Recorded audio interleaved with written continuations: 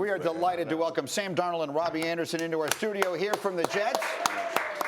Got a few Jet fans in the house, and we come bearing gifts, which is very nice to see. What do we have here today, fellas? So we got the helmet, which is pretty sweet, kind of goes with all the uniforms. But we actually got a gift for you, Greenie. Okay. Yeah. This is what we like. From Christopher Johnson. That's himself. The owner of the Jets? That is the owner. Yeah. Correct. And then, look at this. Yeah, it's framed. I don't know how you want to do this, but well, this is very nice. Pretty cool. We can display this as best we can for everybody. Let's get my one shot here on camera 3. Let me show you what we got. That is Joe Namath's number. And I'll tell you something.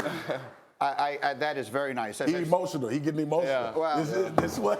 Here's what I'll tell you is that my mother would have left my father for Joe Namath, and my father would have applauded her for doing it. So we were very fond of Joe Namath in my household. Thank you, guys. That's very nice. And I want to start the conversation. We have a million things to talk about that are football here.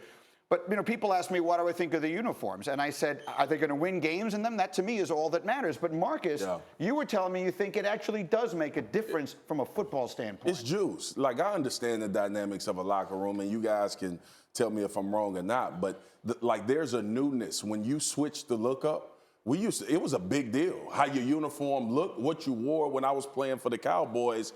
And it kind of translated to how we perform. Do y'all feel that way about kind of a new Jets mentality? Yeah, I definitely feel. I made a comment. I said it's just like getting new clothes. Everybody likes new stuff. Newer is better. It gives you a better feeling. Like when we put on the old uniform, I was saying like I used to hate putting on the socks with the stripes. It felt the same. You know, it's like you can do more. It's a new vibe. Well, I like the new uniforms a lot. I like the new running back even more. So let's go to that. Let's talk about, last time you and I were together at an event the week of the Super Bowl, we were speculating about what might happen in free agency. And then probably the biggest thing that could happen did happen. What is Le'Veon Bell going to bring to the Jets offense? Right, I think for us, he's just another guy to worry about, you know. All our backs are great, but, you know, just watching a couple years ago, even in high school, you know, watching the Steelers play, Big Ben would kind of go through progressions, go through 1 through 2, then go through 3, and then all of a sudden he's kind of scrambling. Maybe you can sense a little bit of panic, which happens a lot during a game for a quarterback. And then all of a sudden Le'Veon will just pop in his vision. You know, he's very quarterback friendly. I've been saying it a lot lately, but like that play right there, he's just really quarterback friendly, and I'm very excited to have him on board. I'm excited to get to work. Say, I mean, I consider Le'Veon a box disruptor, right? As a defensive lineman, when we had to bring that safety up, we was nervous as hell on defense to the deep ball.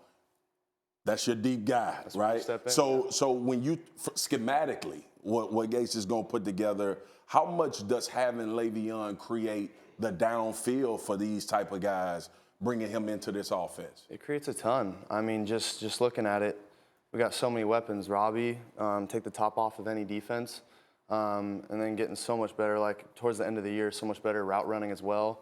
Q with his ability to catch and carry after the catch. And then obviously Le'Veon provides a mismatch. If you're in man coverage, you got a backer or, you know, a nickel or a safety on him. And then one of our new additions as well, Jamison Crowder.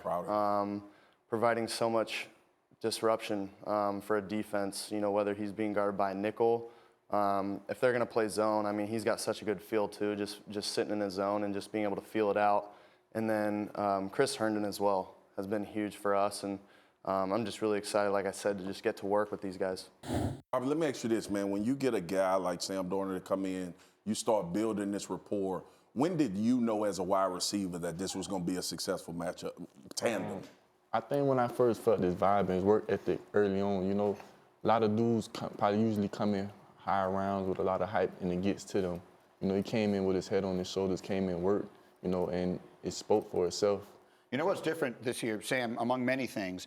It will be expectations. I've heard people say, well, the Jets are a playoff team now. You still have the draft to come, and you have a third pick in the draft and any number of options that may come from that. But as opposed to a year ago where the expectation for you was going to be, let's see the young quarterback develop, expectations this year are going to be winning games. How will that change your mentality going in? Yeah, well, I think for us, you know, we're worried about getting better every single day right now. I mean, because it's the beginning of the off season. You know, it's getting into OTAs and learning the offense that Coach Gase has put together. And I think we're just going to start there. You know, it's a long process, but at the same time, we know what we're capable of. We were in many of the games last year.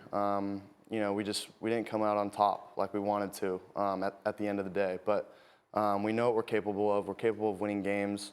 So we're just going to try that. And I know with the new uniforms, you know, look good, feel good, play good. I think that's a thing, and I think our guys are ready to roll.